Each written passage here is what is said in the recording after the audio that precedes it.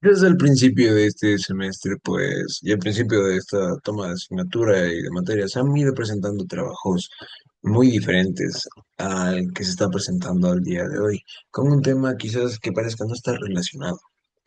Para empezar esta presentación, pues, hay algo que resulta muy curioso. Este trabajo final, pues, como digo, parece que no tiene un enfoque relacionado a los trabajos anteriores que se vinieron desarrollando. Antes se abordaban temas mucho más directos sobre lo que era la búsqueda del sentido como respuesta al sufrimiento y pues puedo asegurar que aunque parezcan temas totalmente separados, tienen mucho más en común de lo que se podría llegar a imaginar. De hecho, se complementan y se explican mutuamente. ¿Por qué este cambio? Porque ya ha llegado un punto en el que pues ya no basta con decir que las personas pierden el sentido o simplemente pierden el camino, pues también hay objetos y elementos que pues llegan a distraer o llegan a que las personas dentro de su vida pues bajen su rendimiento, como en la vida académica. Esa explicación se queda un poco corta. El verdadero trasfondo de este problema no es solo algo técnico o académico, sino algo existencial, porque vivimos en una época de grandes avances, pero también en una donde existe una sensación creciente de vacío, desorientación y de sufrimiento, porque no siempre se sabe explicar cómo es que uno le va dando sentido a su vida o qué es lo que debe hacer realmente para que tenga un sentido. Como señala la reflexión filosófica de Víctor Frank y Albert Camus, el sufrimiento humano no viene solo de la carencia de bienes o dificultades materiales, sino sobre todo la falta del propósito, de un sentido claro para lo que hacemos. Es aquí donde entra el papel de las redes sociales. En lugar de ayudarnos a encontrar ese sentido, muchas veces terminan siendo un refugio momentáneo para alejarnos de un sentido, generando un malestar a largo plazo. Es por esto que el estudio no abandona el análisis concreto de, pues, eh, darle un sentido a nuestra vida, sino que, pues, se va apegando a un eje central con el uso de las redes sociales. Lo que enriquece este estudio es que vemos cómo el uso desmedido y sin propósito de las plataformas, pues, se van convirtiendo en una expresión más de esa búsqueda fallida de un sentido, y pues es más difícil recuperar ese sentido. ¿Qué debería ser el fin? Ya que esa es la verdadera respuesta para superar el sufrimiento. Mejorar nuestro rendimiento académico y pues, recuperar el control de nuestra vida es lo que puede ayudarnos a tener un sentido. Hoy en día las redes sociales forman parte de nuestra vida, de la vida cotidiana, de la de cualquier persona, en especial de los estudiantes. Como indica el análisis, pueden ser herramientas muy útiles. Sirven para compartir recursos, coordinar actividades, acceder a información y mantener el contacto con otras personas. Sin embargo, cuando su uso pierde finalidad, es algo más desregulado. Dejan de ser un medio para convertirse en un fin en sí mismos. De la perspectiva de la búsqueda de sentido, esto es clave. Para el ser humano, necesita actividades que le permitan proyectarse, que le permitan aprender, que le permitan crecer y construir algo con valor propio. Las redes sociales, en cambio, están diseñadas para ofrecer gratificación inmediata, de forma rápida y superficial. Es mucho más simple un me gusta, un comentario y revisar un video corto. Estas sensaciones calman momentáneamente la sensación de vacío, pero no la llenan. Al contrario, dejan una sensación de insatisfacción mucho mayor al momento que se termina con la actividad. Como plantea la teoría de Frank, cuando nos encontramos en un sentido auténtico, pues caemos en lo que se llama un vacío existencial. Esto es cuando no encontramos este sentido y buscamos llenarlo con cualquier estímulo externo. Y las redes sociales son hoy la forma más accesible y frecuente de hacerlo, de encontrar ese estímulo externo y pues de llenar, tratar de llenar un vacío. Esto nos explica por qué el uso excesivo de las mismas genera sufrimiento, no solo por el cansancio o la distracción, sino porque hay una sensación profunda de estar perdiendo el tiempo, de no avanzar hacia las metas que nos proponemos y que valen la pena. Es ahí donde vemos la conexión directa con el rendimiento académico. Tal como lo demuestran los datos y los estudios del documento, pues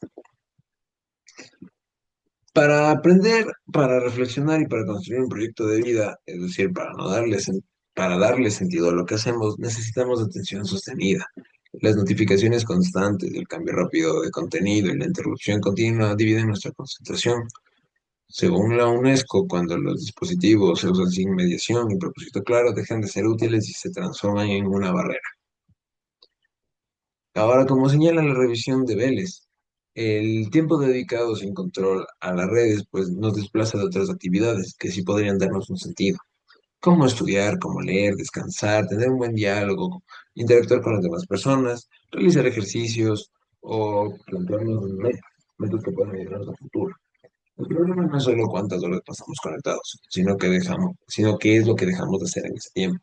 Cuando sacrificamos actividades que nos ayudan a crecer, inevitablemente aparece esa sensación de vacío y de sufrimiento, lo que nos hace sentir que no avanzamos, que no logramos nada importante y que eso va a afectar nuestra motivación y nuestros resultados académicos. Esto nos lleva a un problema mucho más grande, la procrastinación. Existe una relación directa entre el uso problemático de las redes y la procrastinación académica. Posponer las tareas no es solo por la pereza, es una forma de evadir el esfuerzo necesario para construir algo que tenga sentido. Es más fácil entrar a una red social que enfrentar el reto de aprender, de organizarse, de cumplir metas. Es lo que esta evasión genera, pues, sufrimiento, porque al final nos trae culpa, estrés, bajo rendimiento, la confirmación de que si no estamos cumpliendo con lo que nos proponemos, pues cierra un círculo sin sentido, donde buscamos evadirnos y evadir a lo que podría darnos sentido. Ahora, también vinculándose con el uso intenso de las redes sociales, pues aparece lo que es la ansiedad, el insomnio, baja autoestima y depresión. Desde una visión de búsqueda de sentido, pues tiene una explicación clara. Las redes nos invitan a compararnos constantemente con vidas ajenas, buscar aceptación externa, olvidar lo que realmente debe ser importante para nosotros. Es ahí cuando nuestra valoración depende de lo que otros dicen o muestran, porque perdemos nuestra propia brújula de sentido. El sufrimiento aparece cuando nos damos cuenta de que no somos felices viviendo para los demás y que vivimos realmente cumpliendo expectativas que no son nuestras. Ahora, es fundamental aclarar que no estoy en contra de la tecnología ni de las redes sociales, mucho menos. Esto es a veces lo que nos evita tener un sentido. Y pues el problema no es el instrumento, sino el uso que nosotros le damos y sobre todo la razón por la que lo usamos. Como decía al principio, el sufrimiento humano no viene de lo que tenemos, sino de lo que nos falta. Y lo que nos falta es un sentido. Las plataformas están diseñadas para captar nuestra atención, mantenernos conectados, pero es nuestra responsabilidad decidir si eso nos va a ayudar o nos va a alejar de lo que queremos lograr. El estudiante que usa las redes para investigar, compartir materiales o coordinar trabajos le está dando un sentido útil y muy constructivo. En cambio, como se usa normalmente, que es para llenar horas de vacío, eh, sin horarios, sin ninguna meta, es lo que termina alimentando nuestra desorientación. Por eso hay que tener un cambio de enfoque en este trabajo. Y en sí, el cambio de enfoque dentro de este trabajo y de este análisis final no solo es buscar prohibir o controlar el uso de los celulares o artefactos electrónicos, no es solo atacar el síntoma, eh, es pues que la causa profunda de esa sensación de vacío es la dificultad para encontrar un propósito que pueda ayudarnos en el estudio y en la vida. Por lo tanto, la respuesta también debe ir más allá de las reglas. Debe ser una respuesta existencial y formativa. De las propuestas para, pues, tener un sentido y darle un buen uso a los aparatos electrónicos, pues, es que hay que establecer límites con propósitos, no solo tratando de prohibirlos, sino de definir cuándo, cómo y para qué vamos a usar las redes.